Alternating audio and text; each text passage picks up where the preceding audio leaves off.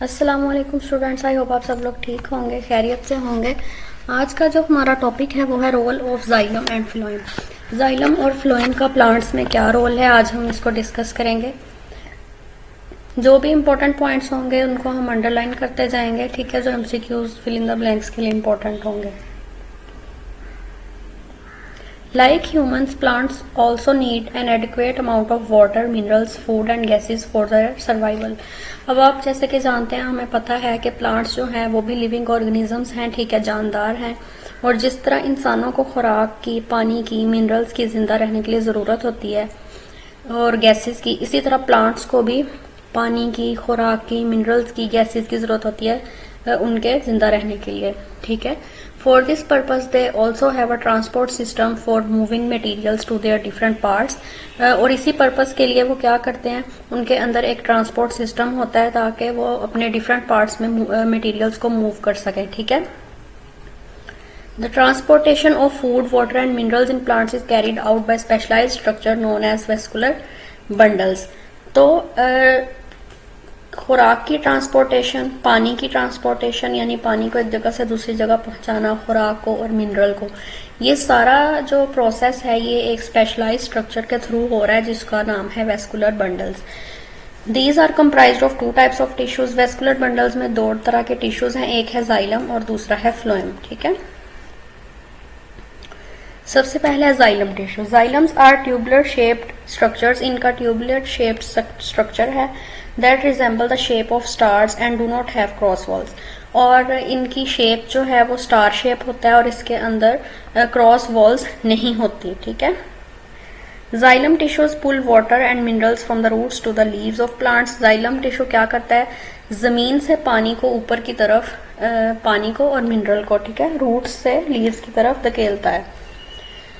The movement of water and minerals in the xylem is unidirectional, that is from the roots to the leaves of plant.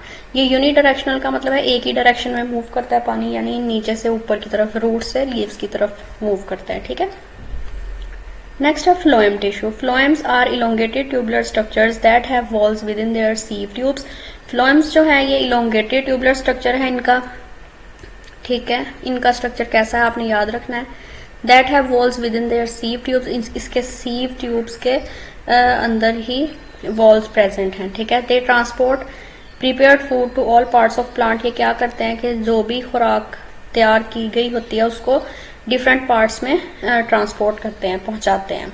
The movement of food in phloem tissues is by directional, ठीक है। Food की जो movement है वो दो direction में move करती है।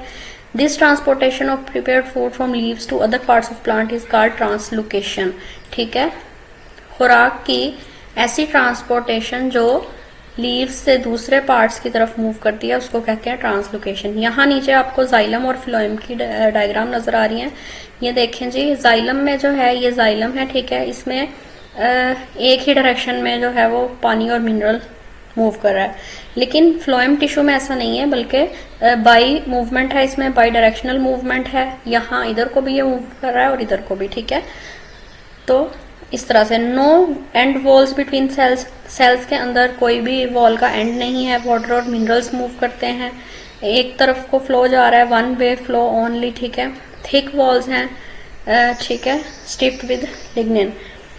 इसी तरह से जो फ्लोएम है, cells have end walls with perforations. ये परफोरेशंस के जरिए, ये आपको जो सुराख नजर आ रहे हैं इसके जरिए इस सेल के अंदर एंड हो रही है वॉल। टू वे फ्लो है, यानी इस तरफ को भी मूवमेंट हो रही है, इस तरफ को भी।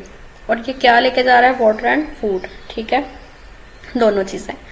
यहाँ तक आज का हमारा टॉपिक था। आई होप सो इसमें कोई कंफ्यूजन नहीं होगी। अगर कोई है तो आप कमेंट करके पूछ सकते हैं। तो अगर आपको वीडियो अच्छी लगी हो तो लाइक करें, चैनल को सब्सक्राइब करना मत भूलें। अगली वीडियो में मिलेंगे, तब तक के लिए अल्लाह हाफिज।